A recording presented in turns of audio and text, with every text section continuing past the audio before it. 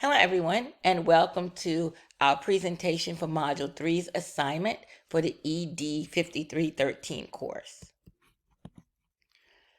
Okay, as a supportive reminder, I always take the instructions directly from the classroom instructions. There's never a difference in what I present to you in terms of instructions than what you find in the classroom. But if ever you're in doubt, if ever you feel uncomfortable with that, always revert to the classroom instructions because those are your official instructions.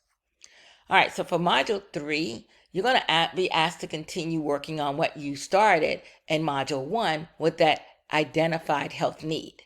So in this particular case, you're just going to build on what you've started.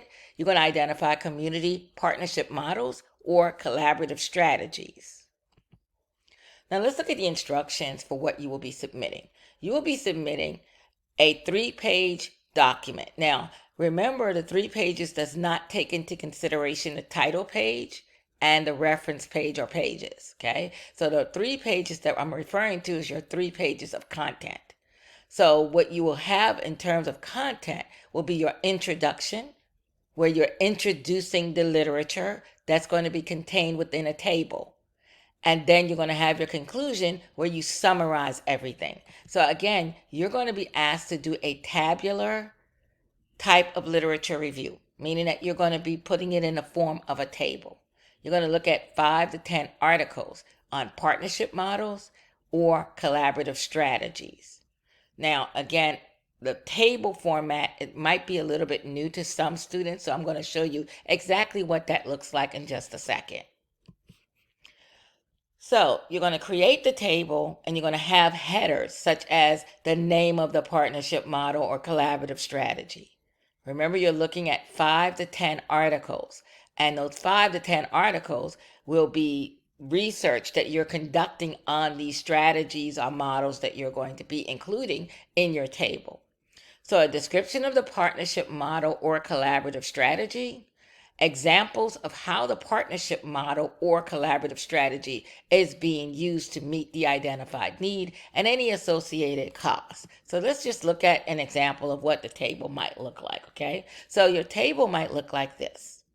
You will have the name of the model or strategy. Now, obviously, you're going to need to have multiple because you're looking at 5 to 10 pieces of literature. So my recommendation and what I'm looking to have you guys do is at least 5 different models or 5 different strategies or a combination of models and strategies. I've included 3 here just as an example. And actually, what I'm doing with the 3, I wanted to kind of give you an idea of what you would include in your table. Okay, so I'm only including 3, but I expect that you will have at least 5. All right. So in the first category, again, that's going to be the name of the model or the strategy. In this case, I did the CBO model, the change model, and the PR model, which the community-based organization model was the first one that I used. And I described that model in brief terms, like this model utilizes community-based organization settings to disseminate information and deliver various health initiatives. Now, this is actually not from my research; it's from a student from a previous course. Okay, and she did so well with it. I thought I'd just add this in there, and I only took a portion of what she submitted. Okay. It helps to reduce the stigma and integrate new initiatives seamlessly into existing programs and resources. Now, that's important that you hear the part of it where it says existing resources and the resources into existing programs and services. So keep that in mind as we go through this table. The utilization of the model or strategy, one use of the CBO model targeted youth's mental health. The program was able to utilize the CBOs that youths already access to incorporate the family mental health advocacy approach. This allowed the CBO staff to provide parenting support strategies and parent self advocacy skills to the target population. Again, this is taken from a student's previous submission, but changed enough so that even she probably wouldn't recognize it if she saw it. And I did that on purpose because I did not get permission to use her work, number one. And I also wanted to just give you a broader view of how you might be able to complete the table. Okay, so in the associated costs, the CBO currently existed. Remember when I read the description, it said an existing programs, right? So the CBO currently exists. Therefore, the financial and human capital costs are minimal.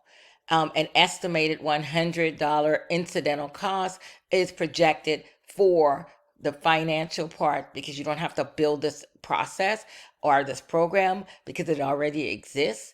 And then the human capital, you didn't have to hire any new staff or anything like that because the existing program is there already. So because it already exists, you already have the staff in place. Now, keep in mind, you will be making up most of this stuff. Okay. So the idea is that you show your understanding of the process. So you will be making up, embellishing, if you will, most of what you see here. Okay.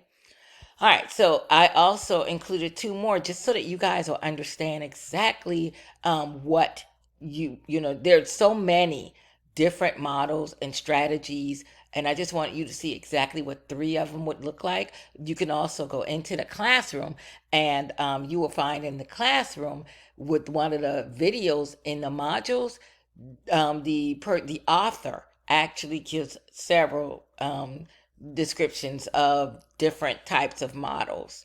Okay, so I also looked at the change model. Now, the change model, if I'm going to describe it, it is basically a community assessment health. Well, the acronym is CHANGE for Community Health Assessment of Needs, Goals, and Education. So that's what that model is all about. So, how is the model used? Okay, so you would have to define the model first, explain what it is, how is it going to be used based on your particular identified needs. So, that's how you want to make the connection between how the model will be used for your particular identified health need from module one.